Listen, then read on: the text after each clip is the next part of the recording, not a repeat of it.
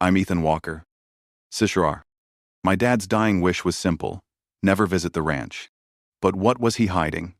It was raining the night we buried my father. The kind of steady California rain that feels like it's trying to wash something away, but never quite does. After the funeral, I drove my mother home to her small place in Riverside. The house smelled faintly of chamomile and dust, like time had stopped moving since my father got sick. She didn't say much on the way back, just stared out the window, fingers clenched around the same handkerchief she'd carried since the service. When we got inside, she went straight to the kitchen, moved slower than usual, opened a drawer, and pulled out an envelope. It was old, yellow at the edges, sealed with a thin strip of tape. She held it out to me like it weighed 100 pounds. "This came from your father's lawyer," she said quietly. "He told me to give it to you after the funeral." I tore the tape and slid out what was inside. A small, rusted key lay in my palm, cold and oddly heavy.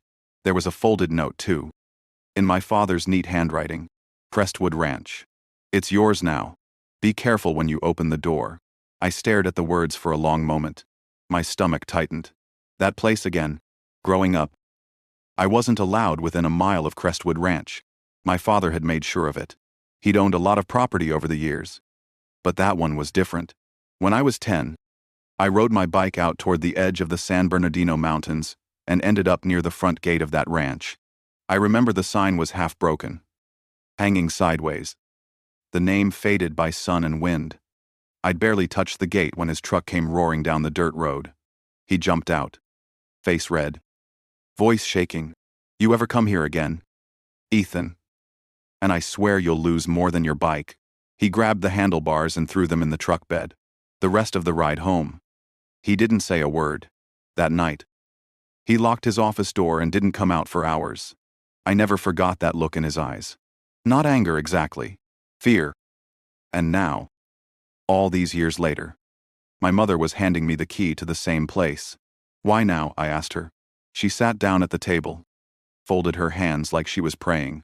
"Because he wanted you to decide for yourself. He said you'd understand when the time came." "Did he ever tell you what was out there?" She shook her head. "He just said it wasn't a place for a boy. That's all I know." "But Ethan..." She hesitated, then looked me straight in the eyes. "Be careful, please." I slipped the key into my jacket pocket. "I will." The rain followed me all the way back to San Diego. I couldn't shake the feeling that the key was burning a hole through my pocket. Around midnight, I found myself on the highway again, heading north. The wipers thumped a steady rhythm. Hypnotic. Maybe it was exhaustion, or curiosity, or that hollow ache that settles in after someone you love dies. Whatever it was, it kept my foot on the gas. By the time I reached the turnoff near Crestline, the rain had eased into a fog that clung to the hills. The road wound upward, past cabins with their lights off, until the GPS told me to turn onto a dirt lane barely visible between the trees. I slowed down, headlights cutting through the mist. And there it was. The gate. It looked smaller than I remembered, its hinges eaten by rust, the wood swollen from years of rain. The same sign hung crooked, the word Crestwood still there, faint but readable. I parked, got out, and the smell of pine and wet earth hit me like a memory. The key in my pocket felt cold as ice. I walked up to the padlock. It was old, brass, streaked with green. When I slid the key in, it fit perfectly, as if it had been waiting for me all this time. I turned it, and the lock popped open with a tired click. The gate creaked, groaned, then gave way. The driveway stretched out ahead, swallowed by fog. My headlights caught glimpses of overgrown weeds, broken fence posts, the faint outline of a barn. I drove up slowly until the house appeared through the mist. 2 stories, dark wood siding, a front porch sagging under its own weight. The windows were black. I killed the engine, and for a moment, the silence was absolute.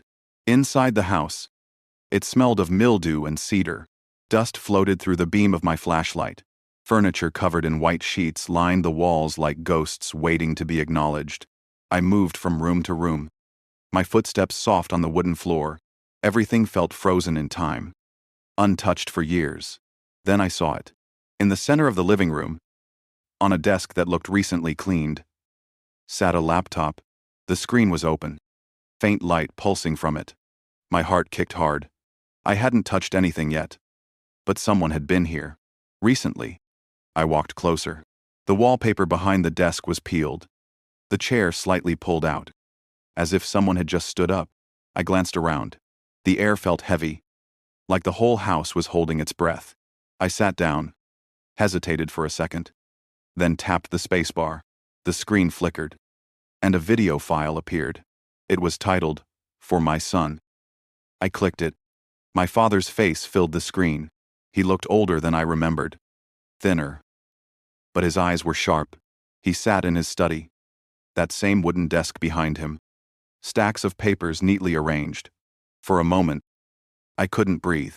He looked straight into the camera.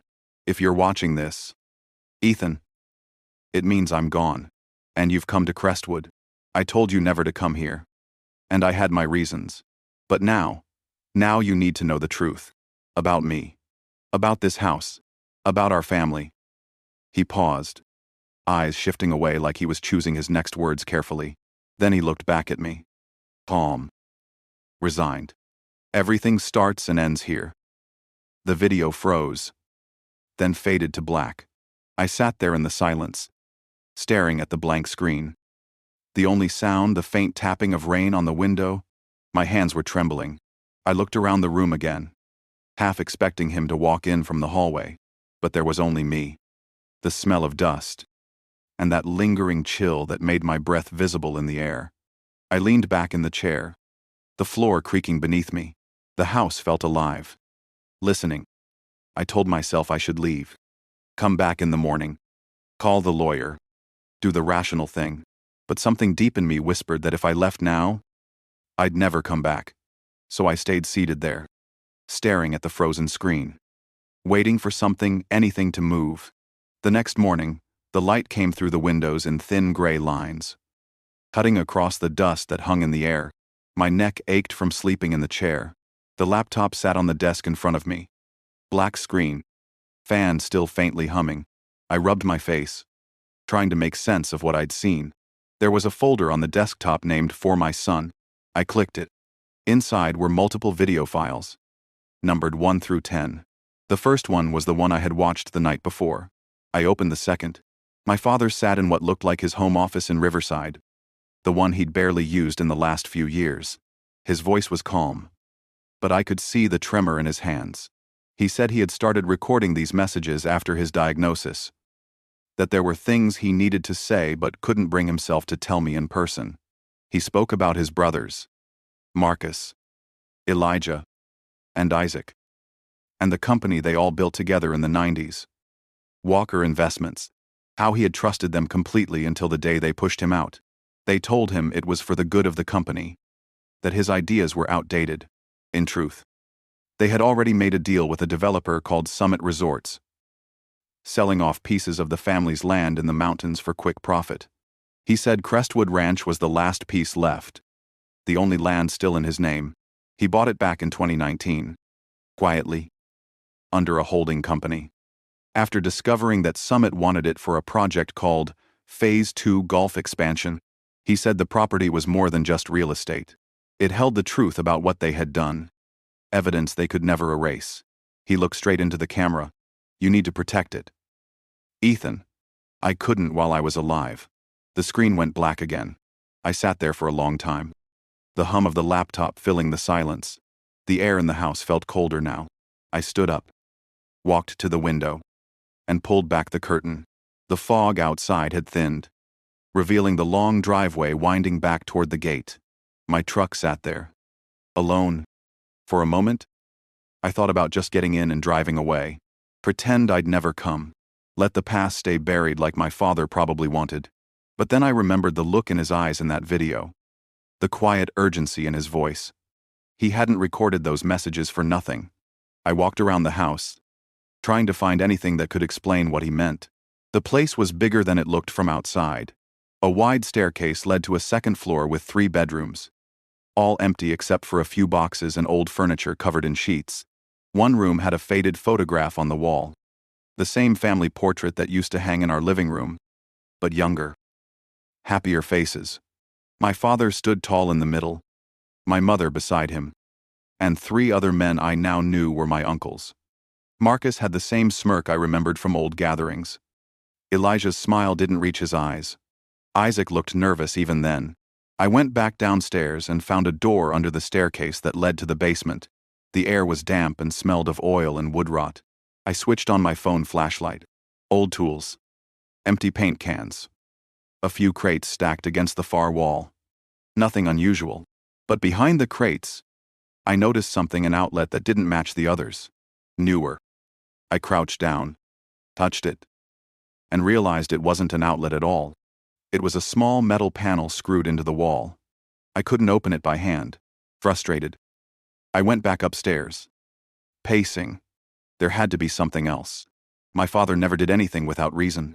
I turned to the desk where the laptop sat. A drawer underneath was locked. But the key from the gate was too big for it. I tried a paperclip. It snapped. The second one worked. And the drawer slid open. Inside was a small black notebook and an old external hard drive wrapped in a towel. The notebook had my father's handwriting all over it. Dates, numbers, and notes written in shorthand. Most of it didn't make sense to me. The last entry stopped me. It said, "If something happens to me, trust no one. Marcus will come for Crestwood." Evidence stored below. Hidden under the light. Under the light. I looked up at the lamp hanging from the ceiling above the desk. It looked old but sturdy. Brass with a pull chain. I climbed on the chair. Pulled the chain. Nothing happened. The bulb was dead. I reached up, unscrewed it carefully, and felt something inside the socket. A small folded piece of paper. It was a map of the property. Hand-drawn. Showing the house, the barn, the greenhouse, and an X marked near the greenhouse. Next to it, my father had written "entrance sealed, only if necessary." I looked out the window. The greenhouse stood at the far end of the yard, half hidden by trees. Its glass panels fogged with age. I grabbed my jacket and stepped outside. The cold air hit hard, carrying that earthy scent of wet pine. The path was slick with mud. When I reached the greenhouse, the door barely moved. Hinges rusted solid. I shoved it open, the sound echoing across the valley. Inside, the air was stale, sweet with rot. Rows of dead plants hung from their pots like dried hands. I checked the floor, moving aside broken trays and soil. Near the back, under a metal shelf, I found a section of wood that sounded hollow when I tapped it. I knelt and brushed away the dirt. There was a metal ring buried under layers of dust. I pulled, but it didn't budge. I looked around, found a crowbar hanging from the wall, and wedged it under the ring. It groaned, then finally lifted. Beneath it, a square hatch opened into darkness. I crouched, shining my flashlight down. Wooden stairs led into what looked like a small storage room. The walls were concrete, lined with shelves. I hesitated, then descended. The air grew colder, heavy with the smell of iron. At the bottom, I found another door. This one metal, half rusted, but there was a keypad next to it, the kind used for a combination lock. I tried a few obvious numbers: his birthday, mine, the year of purchase, but nothing worked. I sat on the steps, thinking. Under the light, hidden below, the notebook was still in my pocket. I flipped through it again. One page had a sequence of numbers written and crossed out several times. 1962. 2004. 2019. Then underlined once, 1984. I typed it in. The keypad clicked, and the door opened an inch. A puff of cold air escaping like a breath held too long. Inside, I saw file boxes stacked high, a table covered in papers, and a metal cabinet labeled Walker Investments. The room looked untouched, perfectly preserved. I stepped inside and turned in a slow circle, the beam of my flashlight gliding over everything. That was when I noticed the camera mounted in the corner of the ceiling, its small red light blinking steadily. My pulse spiked. Someone had been here recently. I turned toward the stairs, listening. The house above was silent. But through the broken glass of the greenhouse, I thought I heard something faint outside. Tires crunching on wet gravel. Then stopping. I killed the flashlight. Stood perfectly still in the dark. The sound of footsteps on the dirt path reached my ears. They stopped right outside the greenhouse door. The footsteps outside stopped. Just inches from the greenhouse door. I held my breath and pressed myself against the cool concrete wall, my hand instinctively tightening around the flashlight. For a moment, there was only the sound of dripping water from the roof and my own pulse pounding in my ears. Then the doorknob rattled softly. Once. Twice. Followed by a faint creak. Whoever was out there wasn't in a hurry. I stayed completely still, trying to listen through the dark. The door didn't open. After a few seconds that felt like a lifetime. The footsteps moved away, fading into the damp night. I waited another minute, counting each slow breath before climbing the stairs back up to the greenhouse. The air outside was heavy with fog again. The driveway was empty, but there were fresh tire tracks in the mud, still glistening under the weak light from my truck. Whoever it was had been watching. I didn't sleep that night. By morning, I was exhausted and wired at the same time. I made coffee in the small kitchen, standing by the window that looked out over the overgrown field.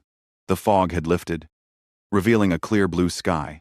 For the first time, I could see how big the property really was. Acres of trees stretching toward the hills. It was quiet. Too quiet. I was halfway through my second cup when I saw a silver SUV turn onto the dirt road. It stopped by the gate, and 3 men stepped out, even from the window. I recognized them immediately. Marcus, Elijah, and Isaac. My uncles. They hadn't been at the funeral.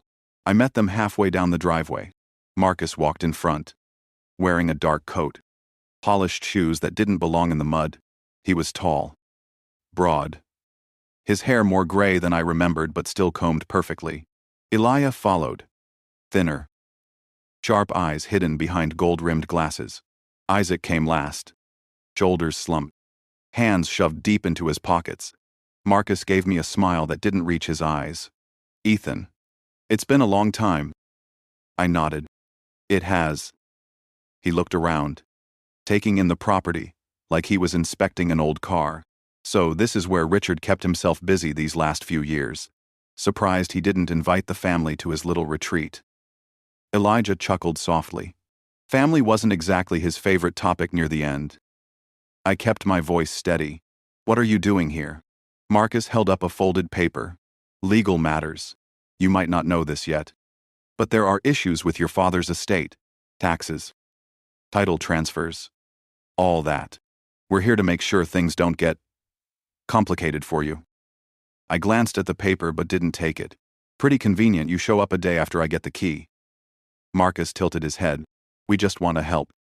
Son, you're not exactly experienced in managing property of this size, and with Summit Resorts still interested in the land, it'd be best to handle things quickly, before lawyers start sniffing around.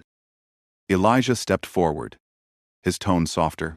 Your father had a lot of pride. He made mistakes. You don't have to pay for them. I folded my arms.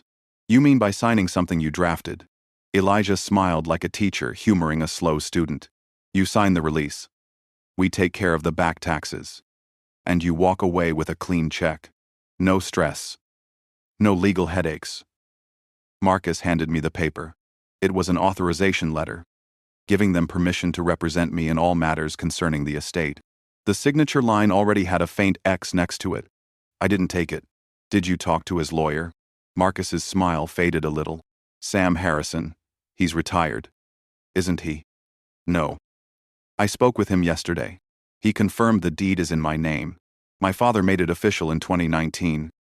For a split second, I saw it. The twitch at the corner of Marcus's jaw. He wasn't expecting that. Elijah cleared his throat. Richard wasn't well at that time. There's medical documentation to prove he wasn't capable of handling business decisions. That deed could be challenged. By who, I asked. Marcus's voice hardened. By us. The surviving partners of Walker Investments. I stepped closer, lowering my voice. You kicked him out 20 years ago. You stole his company. And now you want his land too. Marcus's expression didn't change, but his eyes went cold. Careful how you talk. Ethan, you're still family. We're giving you a chance to do this the easy way. I'm not signing anything. Elijah sighed, slipping the paper back into his folder. Then you'll need a good lawyer. I already have one. Marcus stared at me for a long moment, then smiled again. Well, then we'll let the lawyers handle it. But I'd think twice about staying out here alone. This land has a way of unsettling people. He patted my shoulder as he passed. His hand lingered just a little too long. Take care, nephew. They got back into the SUV and drove off, leaving a trail of dust that hung in the morning air. I stood there until the sound of the engine faded completely. Inside the house, I called Sam Harrison. He picked up on the second ring, his voice rough like he'd been up all night. Ethan, I was expecting your call. They were here, I said. My uncles. They tried to get me to sign something. He sighed. Figures. They've been sniffing around ever since your father passed. Listen carefully. The deed transfer in 2019 is legal. Your father signed it in front of 2 witnesses and a notary. They can challenge it. But it'll be a stretch. The bigger issue is what's on that property. I looked out the window toward the greenhouse. What do you mean? There was a pause on the line. Richard mentioned certain documents he kept out there. If your uncles find them, they'll twist them to their advantage. Whatever you do, don't let them near that land again. My chest tightened. You know what's in the documents. I have an idea, but you need to see for yourself. There's a lot more at stake than just the deed. I thanked him and hung up. For the rest of the morning, I stayed inside, trying to organize my father's papers. Every drawer, every shelf seemed to hide some fragment of his life I didn't fully understand. Receipts for contractors, blueprints of the property, files labeled Summit, and dozens of handwritten notes with phrases like tax records, fraud investigation, Marcus, liability. It was like peeling back layers of something rotten. Around noon, I stepped outside for air. The driveway was empty again, but I could see fresh footprints near the side of the barn, smaller than mine. Heading toward the back fence, I followed them through the mud, heart pounding, until they stopped at the tree line. From there, tire marks cut through the grass, looping toward the main road. I crouched, touching the wet earth where the tracks began. A cigarette butt lay half buried there, still damp, fresh ash clinging to it. The brand was cheap, something my uncle Elijah always smoked. That night, I barely slept. Every creak of the house sounded like someone walking through the hallway. At one point, I thought I heard the faint hum of an engine out on the road. But when I looked through the window, there was nothing, only darkness. Sometime near dawn, I made a decision. If they wanted something from this place, I needed to know what it was before they got to it first. The key to the greenhouse was still in my pocket. The morning was cold and clear, the kind that felt sharper than coffee. I pocketed the greenhouse key, grabbed a flashlight, and stepped outside. Frost clung to the grass, crunching under my boots as I crossed the yard. The greenhouse stood at the far edge of the property, its glass panels catching the pale light like dull mirrors. Inside, the air was colder than it should have been. A thin layer of ice shimmered on the inside of the windows, and the smell of damp soil mixed with rust and something faintly chemical. I pulled my collar up and moved toward the hatch I'd found before. The metal ring was still exposed where I'd pried it open 2 nights earlier. I knelt, lifted the hatch, and aimed my flashlight down. The stairs waited, just as I'd left them. I hesitated for a second, then descended, closing the hatch halfway to keep the light from leaking out. At the bottom, the air was stale and metallic, like old pennies. The hum of electricity from somewhere deep in the walls made the space feel alive. I turned the flashlight toward the file boxes stacked along the concrete wall. They were labeled with dates and short notes in my father's handwriting. Walker, 2005. Summit Inquiry. Personal records. I started opening them one by one. Most were filled with business statements, contracts, emails printed and annotated in red pen. The deeper I dug, The clearer it became that my father had been investigating something. One folder in particular was marked Phase 2. Inside were maps of the Lake Arrowhead area, construction permits, and a letter from Summit Resorts to a county official offering a donation in exchange for expedited approval. The date was recent. Just 2 years ago. I leaned back on the cold floor, staring at the paper. It wasn't just corruption. It was bribery. Hidden under a polished corporate name. My flashlight flickered. I tapped it. But it dimmed again. Then I heard a faint creak above. Like a door slowly closing. My chest tightened. I turned off the light completely and waited in the dark. The sound came again. Heavier this time. Someone was upstairs. I moved quietly to the stairs, taking each step as slow as I could. The hatch above was still cracked open. A thin beam of daylight cutting across the floor. I pushed it open an inch more and listened. Footsteps moved softly through the greenhouse. Deliberate and slow. For a moment, I thought it might be one of my uncles, but the steps were lighter. Then, a woman's voice called softly, "Mr. Walker." I froze. "Mr. Walker? It's Claire Jackson. Your father hired me to maintain the property." I climbed out, blinking at the sudden light. She stood near the door, bundled in a tan work jacket and gloves. Her hair tucked under a knit cap. She looked to be in her 50s. Strong but worn. The kind of person used to long days outdoors. She smiled when she saw me. "You scared the hell out of me. I thought I heard something under the floor." I dusted off my hands. "You must be Mrs. Jackson. I didn't expect anyone to still be working here.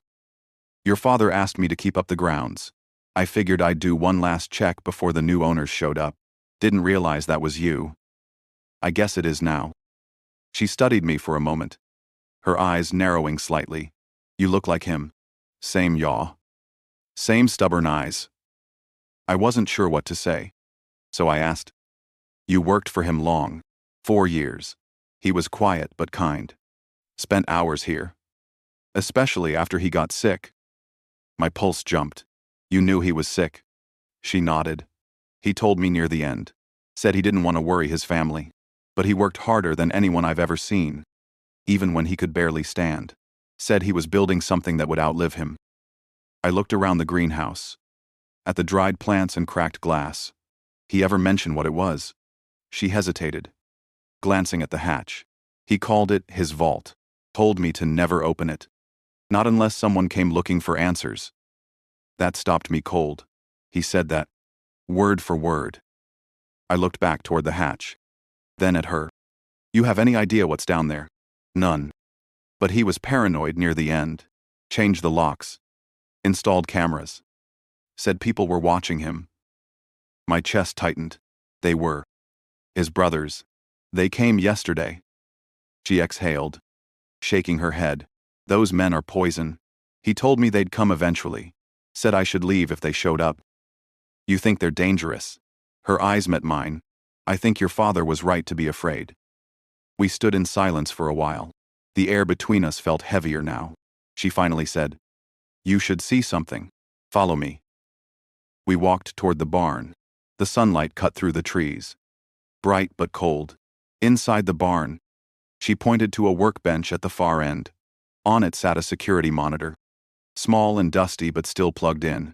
The screen was split into 4 feeds, each showing a corner of the property. "There," she said, tapping one corner of the screen. The image showed the front gate. The road beyond it. In the mud. Fresh tire tracks. "They've been coming back," she said. "Last night, I saw headlights around 10. Stayed for half an hour. Then left. You should install new locks." I rubbed the back of my neck. The same dull ache forming again. They won't stop. Not until they get whatever they're after. "Mrs. Jackson looked at me carefully. Then you need to find it first." Back in the house, I connected the hard drive from my father's drawer to the laptop. The files loaded slowly. Hundreds of them. Organized by date. Most were labeled with client names and company memos. But one folder stood out. Walker, internal. Inside were scanned documents showing cash transfers from the company to a private account in the Cayman Islands. The signatures were clear: Marcus and Elijah. The amounts were massive. There were also emails between Summit Resorts executives and my uncles. They discussed clearing property issues and family consent agreements. They were planning to use me to legitimize the deal, to make it look voluntary. I leaned back, staring at the screen. My father hadn't just uncovered family secrets. He'd gathered evidence that could destroy them. That evening, I sat outside on the porch, watching the sun slip behind the mountains. The air was still, the world strangely calm. I tried to think like my father, methodical and cautious. He'd hidden this for a reason. Maybe he'd left something else to guide me. I went back inside and opened another video on the laptop. My father appeared, sitting at the same desk where I'd first seen him. His face was thinner now. "If you've found the vault," he said, "then you know what's at stake. They'll come for you next. I'm sorry, son. I should have told you sooner. But if you want to survive this, don't fight them on their terms. Use what they fear most: the truth." The video ended abruptly. I sat there for a long time. The glow of the laptop, the only light in the room. Then, from outside, a faint sound carried through the still air. A car door closing. I turned off the screen and reached for the flashlight. Through the window, headlights flickered briefly against the trees before disappearing. Someone was back at Crestwood. I moved slowly through the hallway, every floorboard groaning under my weight. The headlights were gone now, swallowed by the dark. But the silence outside felt wrong. I stood by the front window, peering through the glass toward the driveway. The air was still, the trees barely moving. But there was something there, a faint shimmer by the fence line. I squinted until I caught it, the metallic reflection of a car mirror halfway hidden behind the trees. I waited, heart pounding, then reached over and turned off the porch light. The house fell into shadow. If someone was out there, they'd have to make the next move first. After a few long minutes, the engine turned over. Tires crunched on gravel, and the car backed down the dirt road until its red taillights disappeared into the dark. I exhaled and realized I'd been gripping the edge of the curtain so tightly my knuckles were white. Whoever it was, they weren't just lost. They'd parked there to watch. By morning, I was wired but determined. I couldn't just sit in this house waiting for the next visit. I drove into town. The kind of mountain town where everyone knows everyone else. Where the coffee tastes burnt and the waitress calls you honey, whether you want her to or not. At a diner near Lake Arrowhead, I sat at the counter and opened my laptop. The signal was weak, but enough to send an email to Sam Harrison with photos of the documents I found in the vault. Within minutes, he called. "Ethan, what you sent me, this is serious. If that evidence is real, it doesn't just prove fraud. It shows intent to conceal assets from federal tax authorities. You need to keep that drive safe." "They already know I'm here," I said quietly.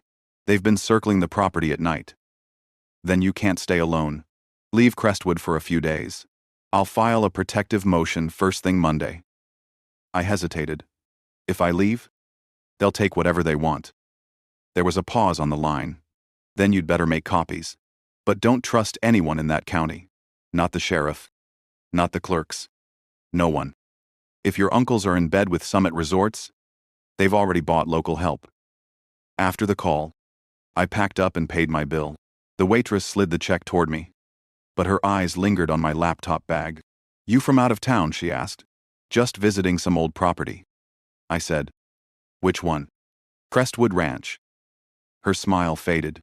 "That old place thought it was condemned." "Not anymore." She nodded slowly, then leaned in a little. "You might want to be careful up there. A lot of folks say strange things happen around that property after dark." I didn't ask what kind of strange. I'd already seen enough. Back at the ranch, Mrs. Jackson's truck was parked out front. She was on the porch, arms crossed, looking uneasy. "Someone's been messing with the greenhouse," she said before I could ask. "The lock was broken when I got here." My stomach dropped. "When?" "Sometime last night.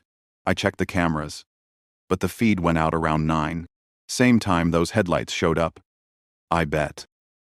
We walked to the greenhouse together. The hatch was still closed, but the outer door hung crooked on its hinges. Mud tracks ran across the floor, leading toward the back. Whoever it was hadn't made it into the vault. But they'd tried. I turned to her. "Do you know anyone in town who would have reason to come out here?" She shook her head.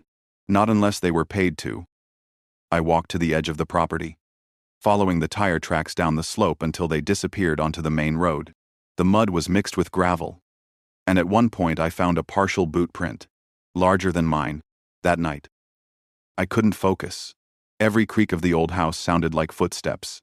Around 10, I poured myself a whiskey, sat at the desk, and opened another of my father's videos. He looked exhausted this time, wearing a flannel shirt, dark circles under his eyes. "If Marcus has already contacted you, then you need to understand something. Summit Resorts isn't just building hotels. They're laundering money through land deals.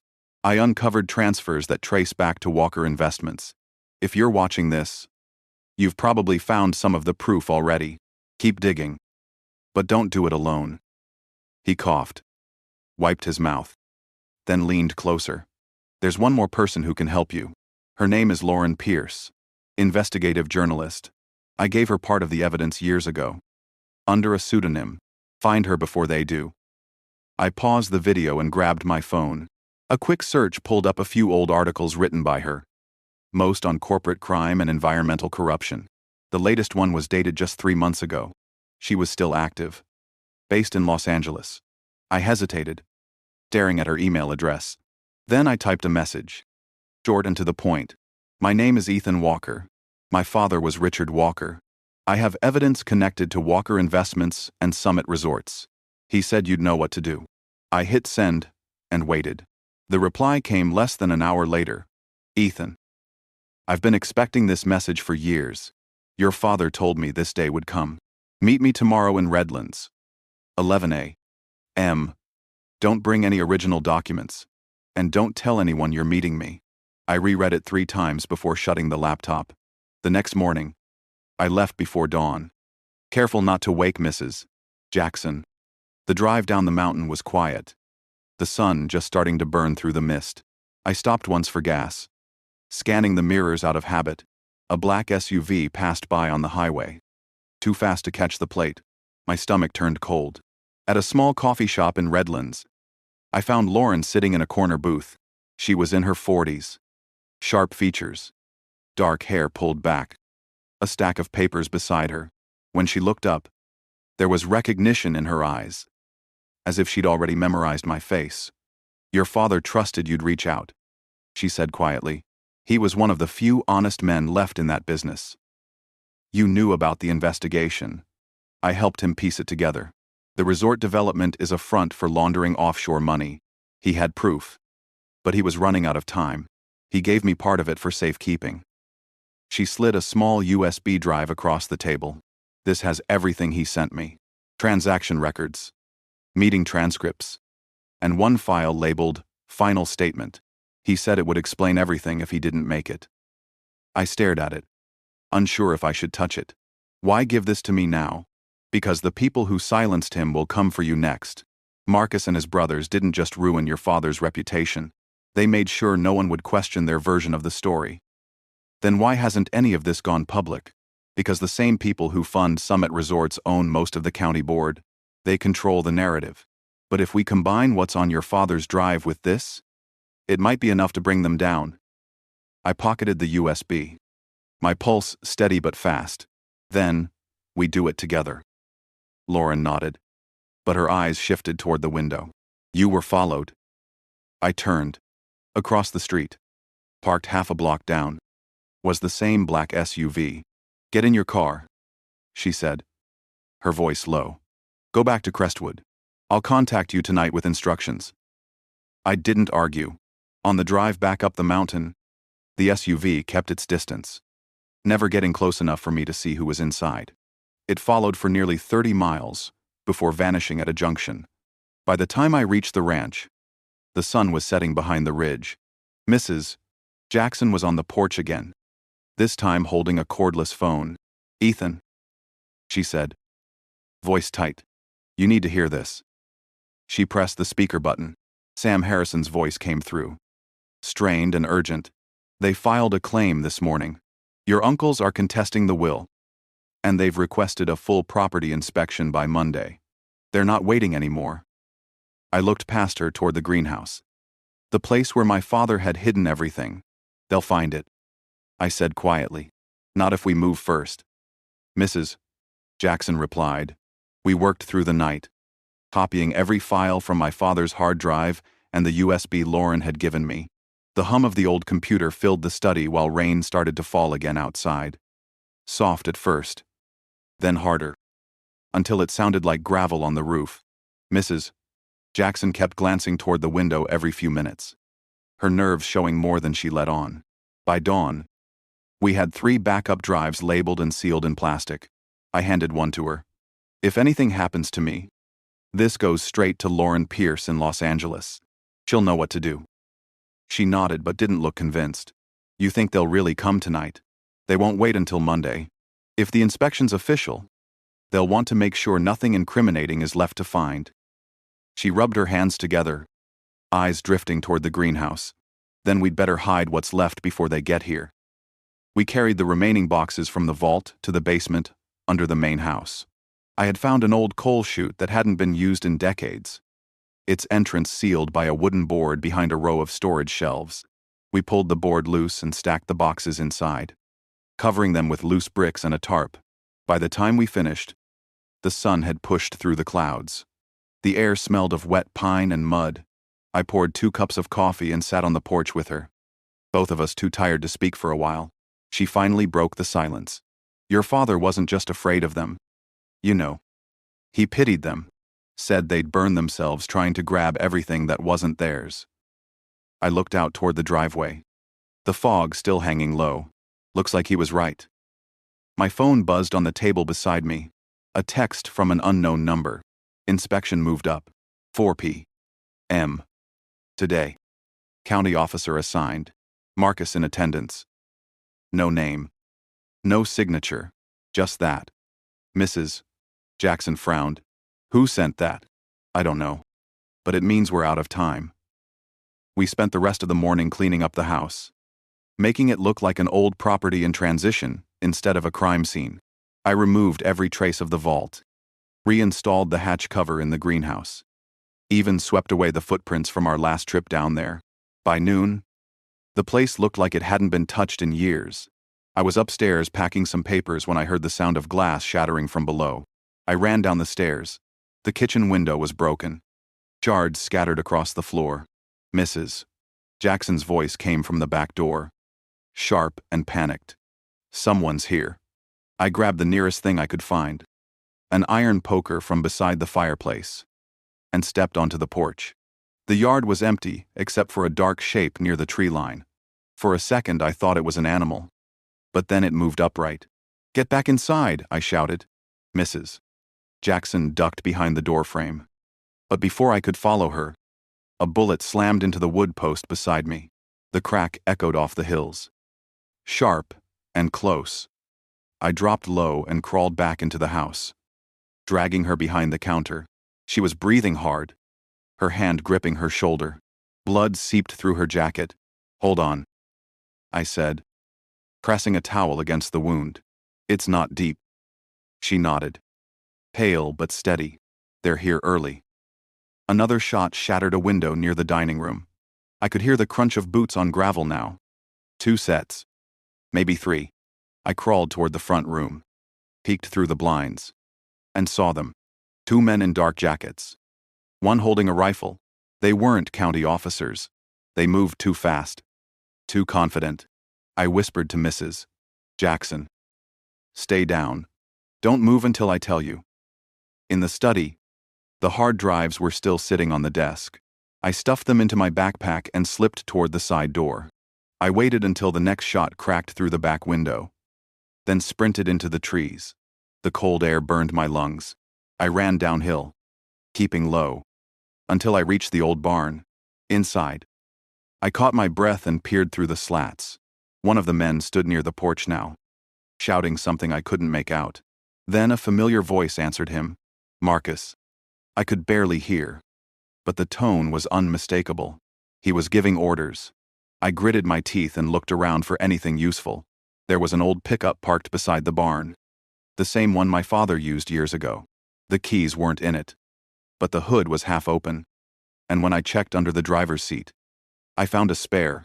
The battery was weak, but the engine coughed to life. I drove around the back of the property, taking the long trail that led toward the highway. In the rearview mirror, I saw smoke starting to rise from the chimney of the main house. For a second, I thought it was just dust from the gunfire, but then I realized what it was. They'd set it on fire. The rage hit me like a punch. I parked the truck on a ridge overlooking the property. From there, I could see the roof catching, flames licking through the eaves. I pulled out my phone, hands shaking, and dialed 911. "This is Ethan Walker," I said. "My family's property on Crestwood Road is under attack. Armed men, on site. Possible arson." The dispatcher's voice was calm but distant, like she'd heard it all before. "Sir, units are responding from Lake Arrowhead. ETA 20 minutes. They'll be gone by then," I said. "Send someone now." I stayed on the line until I heard sirens faint in the distance. The men had already disappeared into the woods by the time the first fire truck arrived. When the smoke finally cleared, half the house was gone. Mrs. Jackson was taken to the hospital in San Bernardino, alive but weak. I gave my statement to the sheriff, who took notes without much interest. When I mentioned my uncles, his eyes flickered for a split second. Then he closed his notebook. "We'll follow up," he said. But his tone told me otherwise. That night, I sat outside the emergency room, soaked and numb. My phone buzzed again. Another message from the unknown number. "You were warned. Stop digging." I stared at it until the letters blurred. Then I typed back one word. "No." A few minutes later, my phone rang. Lauren's voice was quick. "Urgent. I heard what happened. Are you safe?" "For now." They torched the house. "Mrs. Nexley, Jackson's hurt." "Then, they're desperate. That means you hit something big. Meet me tomorrow at the same place. Bring everything." I looked out at the rain-slick parking lot, the reflection of flashing red lights dancing across the puddles. My father's words echoed in my head. Use what they fear most. The truth. As I sat there, I realized something had changed. I wasn't just trying to understand him anymore. I was finishing what he started. By the time I reached Los Angeles, the rain had turned to a fine mist that blurred the skyline. I parked near a quiet street downtown, across from an old brick building where Lauren had told me to meet her. The air smelled of oil and wet asphalt, and the city noise felt foreign after days in the mountains. She was waiting inside a small co-working space, sitting at a table covered in folders and coffee cups. When I walked in, she looked up, exhaustion written all over her face. "You look like hell," she said. "Been a long week." She motioned for me to sit. "You brought the drives." I handed her my backpack. She connected one of the hard drives to her laptop, the screen filling with file names. Her fingers moved fast, opening documents, cross-referencing spreadsheets. For the first time, I saw the scale of what my father had uncovered. There were bank records linking Walker Investments to Summit Resorts, shell corporations tied to offshore accounts, and contracts signed under aliases I didn't recognize. Lauren scrolled through the files, stopping at one labeled, Phase 2 Financial Summary. "This is it," she whispered. "This file proves they funneled millions through Summit's development projects to buy county land at undervalued prices. Marcus's name is all over it. This is enough to open a federal case." I leaned back, running a hand over my face. "Then why does it still feel like I'm losing?" She met my eyes. "Because they still control the story. Until this goes public. You're just another bitter nephew trying to cash in on a family feud." Before I could respond, her phone buzzed. She checked the screen, her expression tightening. "It's my contact at the county. There's a public hearing this afternoon about the Summit Phase 2 expansion. The Planning Commission moved it up to today. Marcus will be there." "Exactly. And this is our chance to hit back." I stared at the laptop, the files still open. My father's name scattered across half the pages. "You really think they'll let us speak? If we show up with evidence, they can't stop us." I nodded slowly. Then let's make it count. By early afternoon, we were sitting in a crowded room at the San Bernardino County Planning Office. The air smelled of old carpet and stale coffee. Developers, lawyers, and residents filled the seats. At the front, the commissioners sat behind a long table, flipping through binders. Lauren leaned over and whispered, "Stick to the facts. Don't mention the fire. Don't mention the threats. Just the documents." The meeting began. The usual parade of jargon and hollow praise for community growth. Then, the chairwoman announced, "Next we'll hear from Mr. Marcus Walker, representing Walker Investments." Marcus walked to the podium, looking confident, dressed in a tailored suit that probably cost more than my car. His voice was smooth, rehearsed. The same charm he'd always used to manipulate people. "Our company has always believed in responsible development," he said, smiling. "Phase 2 of Summit Resorts will bring jobs, revenue, and stability to this community." Lauren tapped my arm. "You're next." When my name was called, the room turned quiet. Marcus's smile faltered slightly as I walked to the podium.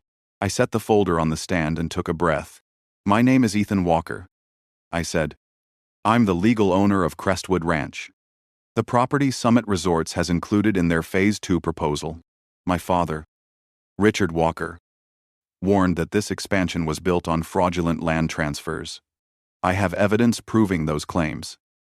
I handed the folder to the clerk, who passed it to the commissioners. Lauren connected her laptop to the projector, displaying the documents on the screen behind us. These records show money transfers between Summit Resorts and accounts controlled by my uncles, Marcus and Elijah Walker. I continued. They sold land they didn't own, used offshore accounts to hide profits, and bribed county officials to expedite approvals. The documents are signed and dated. Murmurs spread across the room. One of the commissioners raised his eyebrows and whispered something to the chairwoman. Marcus shifted in his seat, his jaw tightening. "That's enough," he snapped, standing. "These are baseless accusations from a man trying to steal what doesn't belong to him." I turned toward him, voice steady. "You mean like you stole from my father?" The chairwoman banged her gavel. "Mr. Walker, please sit down." Lauren stepped forward. "We also have corroborating testimony from a journalist who received part of this evidence years ago directly from Richard Walker." She looked straight at Marcus. "Would you like me to read the emails discussing your payments from Summit's offshore account?" He didn't answer. His lawyer whispered in his ear. Face pale, the chairwoman turned to the commissioners. "This information will need to be reviewed by legal counsel. Until then, all approvals for the Phase 2 expansion are suspended." The room broke into low murmurs.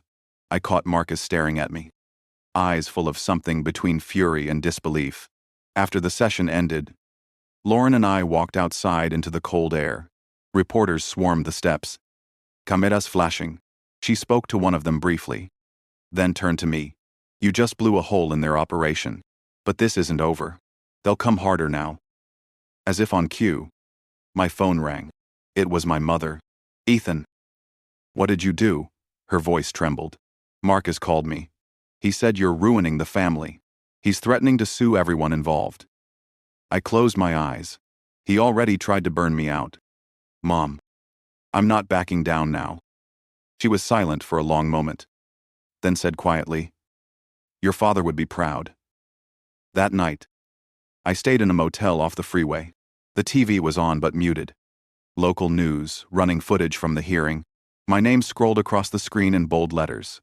At some point after midnight, I heard a knock on the door.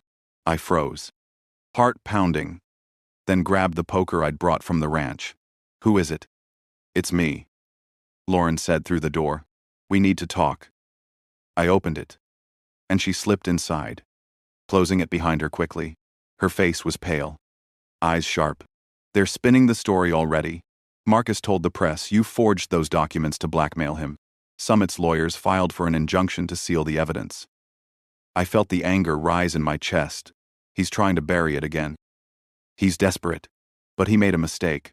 There's one person whose testimony he can't silence. "Who?" "Your mother."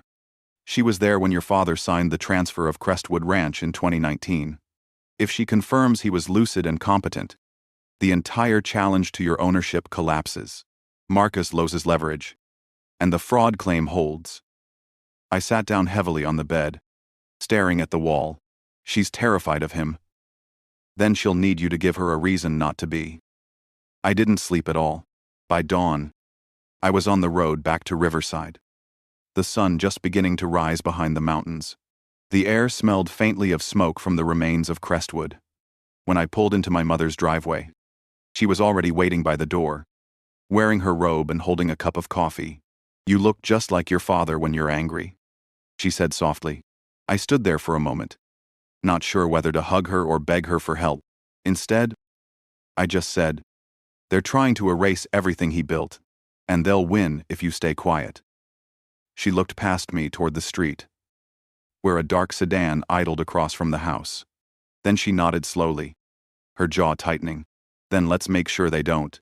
We spent the morning at my mother's kitchen table with a notary public and a stack of forms. Mom kept her voice steady as she recounted the afternoon in 2019 when my father signed the deed transfer for Crestwood Ranch. She named the witnesses, the notary who stamped it, the bank branch, where they stopped afterward. The notary pushed the seal down, paper crackling under the pressure. My mother exhaled like she had been holding that breath for years. I called Sam Harrison from the driveway. I told him we had a sworn declaration from my mother. He said this gives us leverage and asked if I was ready to force their hand. I told him I was past ready. He said then invite them to a meeting under the pretense of resolving the inspection issue. Copy their counsel, copy the county, and quietly copy me and the journalist. I asked about Summit. He said invite the vice president who sat through the hearing, put him under the same roof as Marcus. Let the documents do the talking. Lauren answered on the first ring. She said she could be in San Bernardino by 3 and would bring a camera and 2 backup mics. I reached out to Alex Norton at Summit with a polite note, asking for a brief discussion about lawful access and title clarity. He replied within 10 minutes with a firm yes and a time that matched Marcus's schedule. The speed told me everything. Summit was scrambling. By noon, a conference room at Walker Investments was booked under my name. The receptionist sounded surprised when I gave it. I could hear keys clacking. Then a careful "sir." Of course. I drove there with a folder of originals and a backpack of copies. Lauren arrived first. Hair pulled back, eyes alert. She placed 2 small audio recorders on the credenza and tested levels in a way that looked casual and felt surgical. Sam walked in next with a banker's box and that dry smile he wears when he knows the other side is about to learn something unpleasant. Marcus entered at exactly 2 with Elijah and Isaac a step behind. A 4th man followed. Trim suit, restless eyes, the type who lives on spreadsheets and strategy decks. He introduced himself as Mark Chen, Chief Financial Officer. Marcus took the head of the table without asking. He said, "Let's be efficient and cordial," then turned the same smile on me that he used at the Planning Commission. I stayed standing. I said, "We have 3 items. First, title and capacity. Second, property access. Third, the disposition of documents related to Phase 2. Then I nodded to Sam. He slid thin binders to each seat. The top page was my mother's sworn declaration. The second was a copy of the notarized deed from 2019. The third was a brief from Sam, citing the cases that chew up and spit out capacity challenges when the facts look like ours. Marcus skimmed the first page, then set the binder aside and said, "This changes nothing." Elijah started to say, "We dispute the facts." But Sam cut in with a calm voice that sounded like a closing argument. He said the capacity issue is now a dead letter. He said any further claim will be met with a motion for sanctions and a request for fees. He said, in short, this stops today. I watched Mark Chen. He was reading the declaration again. The way a person checks a map after missing an exit. His jaw worked once, then stilled. The door opened and Alex Norton stepped in with a company counsel I did not recognize.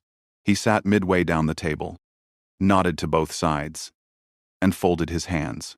He said, "Summit is here to ensure any discussion of access complies with the law." He said, "We are not here to adjudicate family history."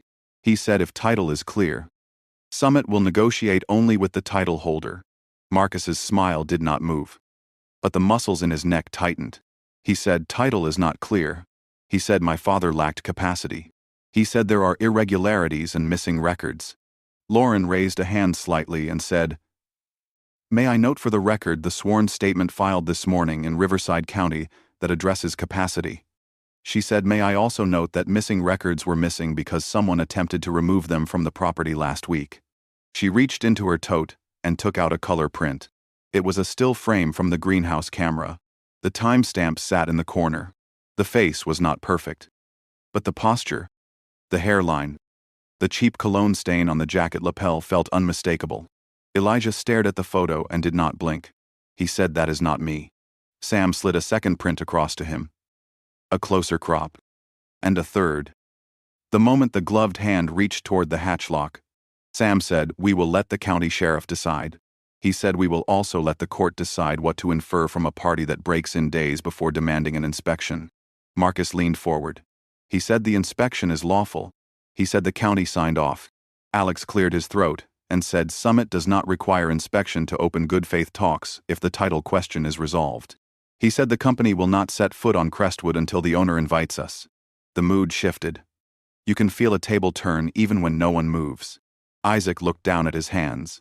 Mark Chen flipped to the next tab in the binder. The one labeled Phase 2 Financial Summary. He read for 30 seconds. Then longer. Eyes moving faster. Then slowing. He said, "Where did you get these?" His voice sounded smaller. Lauren spoke before I could. She said documents come from multiple sources, including contemporaneous transfers routed through a Cayman entity and an internal memo your office sent to Summit in late 2022 about expediting approvals. She placed a flash drive on the table and said, "Duplicate copies have been lodged with counsel, the Planning Commission, and a federal contact."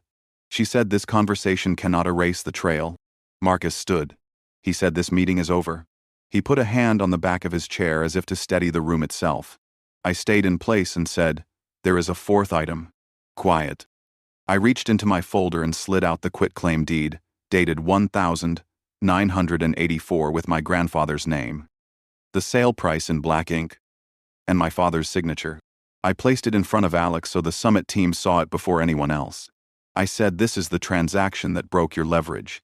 I said, "You built Phase 2 on a map that required Crestwood to be soft. It is not soft." Alex's counsel studied the page like it was an X-ray. He whispered to his client. Alex faced the table and said again that Summit will negotiate only with the title holder. He added, "We will explore alternatives that do not require Crestwood." He said the company is prepared to discuss conservation easements and watershed credits. He looked at me when he said it. It sounded like a door opening in a wall that had been there all along. Marcus lost the smile. He said, "This is extortion." He said, "This is a stunt." He said I would regret humiliating him in his own house. Lauren reached for the audio recorder and said, "This is a record." Sam set a pen on the table and said, "This is a notice." He slid a letter toward Marcus. It was a draft stipulation to withdraw the will contest and the inspection demand with prejudice. Sam said, "Sign it, and we keep today out of the papers for 48 hours. Refuse and I file at 4 with exhibits." For a long moment no one spoke. The quiet filled with the hum of the fluorescent lights. Elijah's eye twitched. Isaac whispered something to Marcus that sounded like "not today." Mark Chen put both palms on the binder, as if he could push the numbers back into place. Marcus stared at me. I thought of the first time he came to the ranch. The softness in his voice. The hand on my shoulder that lingered too long. Anger flared, and then went cool. I said, "There is a fifth item." He did not sit. I said, "You will stay away from my mother. You will not call her again. You will not send cars to sit on her street. You will not speak her name to anyone who works for you. If you do, I will skip the county and go to the people who move faster." He held my gaze. And in that look I saw the thing my father had warned me about. Not rage. Not even greed. The certainty that rules were for other people. Marcus picked up the pen. For a second I thought he might sign. He set it down. He said, "You are making a mistake," and walked to the door. Elijah gathered his folder. Eyes never leaving the table. Isaac trailed behind. Shoulders rounded. Mark Chen paused. Looked at Alex. Then at me. Then followed his boss out. The door clicked shut. I felt the pressure leave the room like a storm cell sliding off a ridge. Lauren checked both recorders and slipped them back into her bag. Sam let out the breath he had been saving. Alex stood, smoothed his tie, and said his office would send me a proposed framework by morning and that he hoped for a solution the community could live with. I said send it to Sam and copy me. He nodded and left with counsel. When we were alone, Lauren leaned against the window and watched traffic. She said the story writes itself now, but she would hold it for a day if the stipulation arrived. She asked if I believed Marcus would sign. I said he would not, and that it almost did not matter. The record existed now in more places than one. Sam packed his box and told me to go home and sleep. I told him the house had been half burned and that home was a motel off the freeway. He said, then go there and try anyway. He said we had moved the weight to the other side of the scale. He said gravity would do the rest. Outside, the light had shifted to late afternoon. I called my mother and told her how it went. She listened without interrupting, then said she would make pot roast if I wanted to come by. For a second, the whole world felt ordinary again, like a Sunday when I was 12. I said I would try to stop later. In the parking lot, a cold wind came off the mountains. I stood with my hand on the car door and let it hit my face. My phone buzzed with a new message. No name. The inspection is withdrawn. Temporary only. We are not done. I stared at the screen until it dimmed. Then I got in the car and started the engine. For the first time since I found the key, the road ahead did not feel like a tunnel. It felt like a fork. It rained the next morning. A slow, steady drizzle that softened everything it touched. I drove back up the mountain, past the half-charred outline of Crestwood Ranch, now surrounded by yellow tape that flapped weakly in the wind. The ashes were cold, the air sharp with the smell of wet soot and pine. A new sign stood near the gate. Property under legal protection. Trespassing prohibited. My name was printed at the bottom in clean black letters. For the first time in years, I saw my father's land without someone else's shadow on it. 2 weeks had passed since the meeting at Walker Investments. Marcus never signed the stipulation, but Sam filed it anyway, attaching the recordings, the photos, and the financial summary. Within 48 hours, the State Attorney General's office opened an inquiry into Summit Resorts and its affiliated entities. The news hit fast. Headlines spread through local and national outlets, led by Lauren's story. Walker Investments implicated in multi-million-dollar fraud scheme. Summit Resorts project suspended amid corruption probe. For once, the truth moved faster than the lies. I spent most of those 2 weeks driving between the county courthouse, the hospital, and my mother's house. Mrs. Jackson recovered faster than the doctors expected. When I visited her, she said the bullet had only grazed her, then laughed and told me she'd had worse injuries, cleaning stalls. She planned to come back to Crestwood once the investigation finished. Said she wanted to help rebuild the greenhouse. I told her I'd hold her to it. At home, my mother had gone quiet again. She cooked, cleaned, moved through the house like she was holding something fragile inside her. When I asked how she felt about everything, she said only that it was strange to see the past dig itself out of the ground. Then she smiled softly and said my father would have liked the way I handled myself. That night, I got a call from Sam. His voice carried a rare warmth. The judge had ruled in our favor. The court officially recognized me as the sole owner of Crestwood Ranch. The case filed by Marcus and his brothers was dismissed with prejudice. There would be no more inspections, no more claims, no more threats dressed up as legal paperwork. I sat in silence after hanging up, letting the words sink in. For the first time in months, I felt something close to peace. A few days later, Lauren met me at a cafe in Redlands to show me the finished draft of her final piece. It was thick with detail, but what struck me most was how she wrote about my father, not as a man broken by betrayal, but as one who tried to fix what others destroyed. She ended the piece with a line from his last message. The truth is not a weapon. It's a mirror. She said the article would publish the next morning. I told her he'd have appreciated that. She smiled, said he probably would have argued about the punctuation, then left for another interview.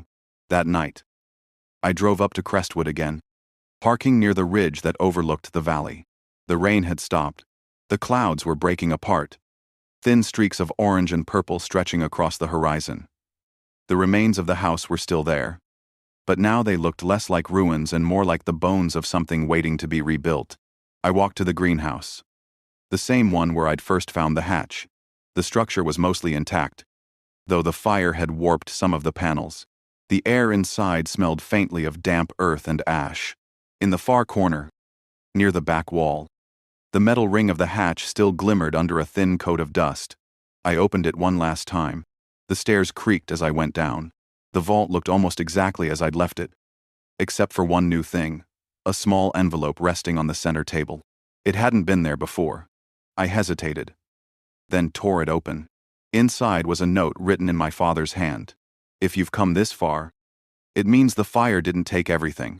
Let it burn what it needs to. But keep what matters. The truth belongs to those who fight for it, not those who hide behind it. I'm proud of you. Son, leave this place better than you found it. The ink had faded in places, but the words were enough. I folded the note, slipped it into my jacket pocket, and turned off the light. When I climbed back up, the wind had shifted. The air was colder, cleaner. Somewhere in the distance, I heard the faint sound of engines on the highway. The world was moving again. Weeks passed. Marcus's assets were frozen. Elijah took a plea deal for falsifying financial records. Isaac disappeared quietly, sold his house, and moved out of state. Walker Investments filed for bankruptcy, and Summit Resorts rebranded under new management, promising a smaller, more ethical project that would preserve the watershed. I didn't care much about the slogans. Sam called one last time to tell me the case was effectively over. You did what your father couldn't, he said. You made it public. I told him I just followed the trail he left. He laughed. That's what good sons do. Spring came early that year. The ground at Crestwood thawed faster than usual, and patches of grass began pushing through the ash. Mrs. Jackson came by one morning with a bag of seeds and 2 pairs of gloves. Together, we cleared the debris from around the greenhouse. By sunset, the soil looked ready again. As I stood there watching the light fade, I thought about everything the land had held: fear, anger, silence, and how, somehow, it had survived all of it. Later that night, I sat in the rebuilt study of my father's office. The same desk, the same chair, only cleaner now. I plugged in the laptop and opened the last video he had left. He looked tired but peaceful. If you're watching this, he said, it means the truth has come out. I hope you've learned what I couldn't teach you in person, that every lie eventually digs its own grave, and every secret waits for light. I'm proud of the man you became. Ethan, let Crestwood be your beginning, not my end. The video faded to black. Outside, the crickets had started their quiet rhythm. I sat there for a long time, staring at the dark screen, then closed the laptop. The next morning, I opened the windows and let the air fill the room. The sound of the wind through the trees felt like a heartbeat, steady and alive. For the first time, I didn't feel like I was standing in my father's shadow anymore. I picked up a hammer, walked out to the porch, and started rebuilding what was left of the front steps. There are things you can bury for years, but they never really die. They wait for the right hands to uncover them, to make sense of what's left, and to build something stronger in their place. Sometimes, all it takes is the courage to turn the key and open the door. If you've stayed with me this far, tell me what you would have done. Would you have opened that door, or would you have left it locked and walked away?